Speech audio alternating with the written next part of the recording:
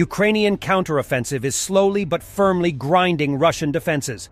All of Bilohirivka in Luhansk Oblast is back under Ukrainian control after Russian forces advanced to the area some 2 months ago. Compared to August 2022 satellite images, fortifications were steadily improved. And we have a mass surrender of Russians in Kleshchevka to Ukrainians. In Bachmut, the survivors of a Russian platoon surrendered to Ukrainian soldiers. About 20 Russians were taken prisoners. It has been known for weeks that Moscow is not rotating the mobilized at the front, an unbearable situation for them.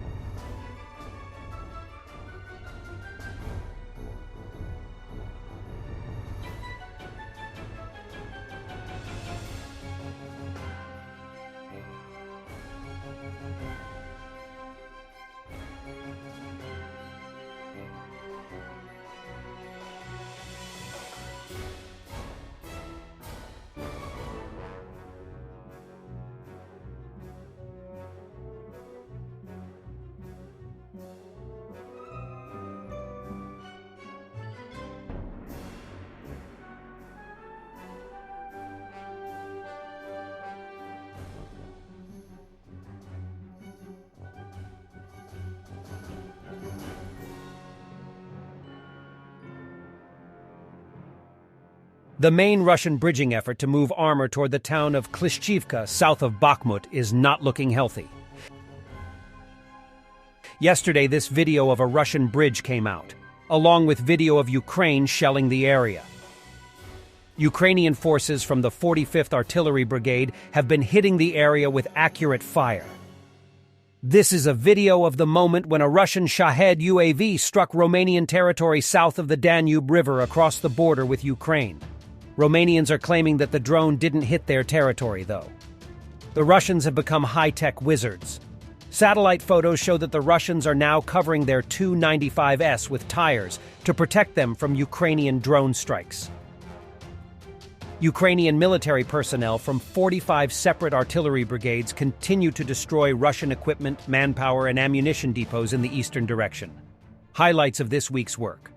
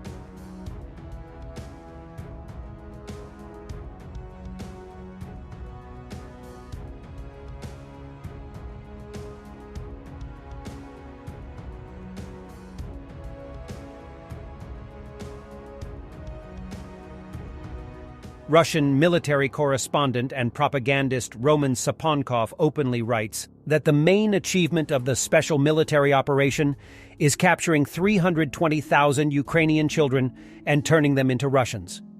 Russians themselves openly acknowledge that the main goal of their war is ethnocide.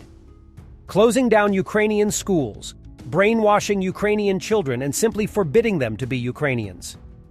Saponkov writes on his Telegram channel, "On the 1st of September, over 320,000 children went to school at liberated territories, and on Donbas, 29,500 of them are first graders.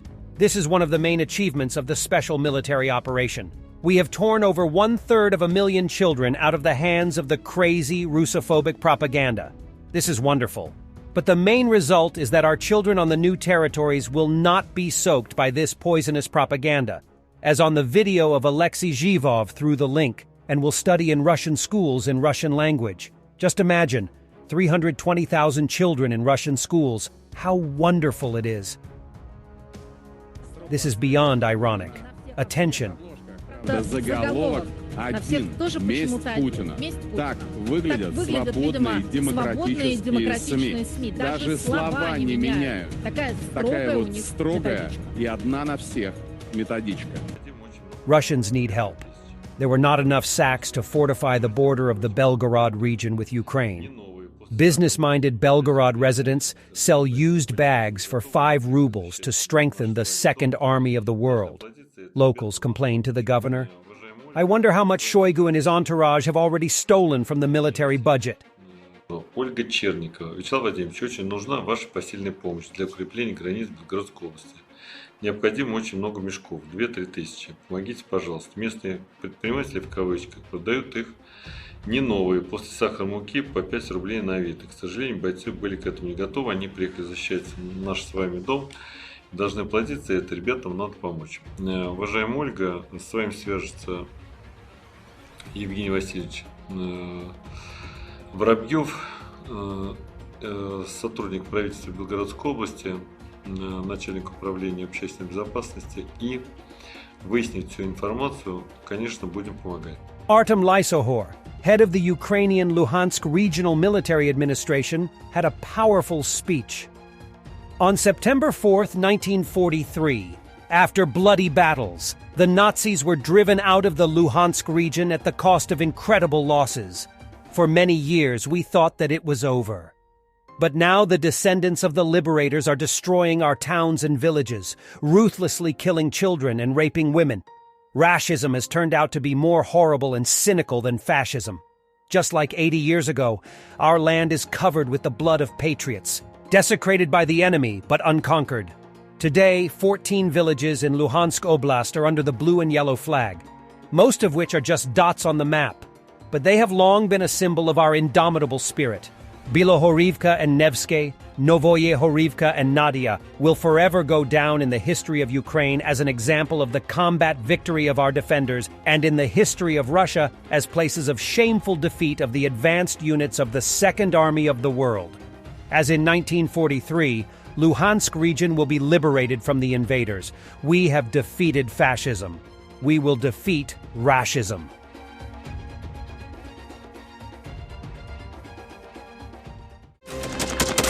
Thanks for watching, and don't forget to subscribe.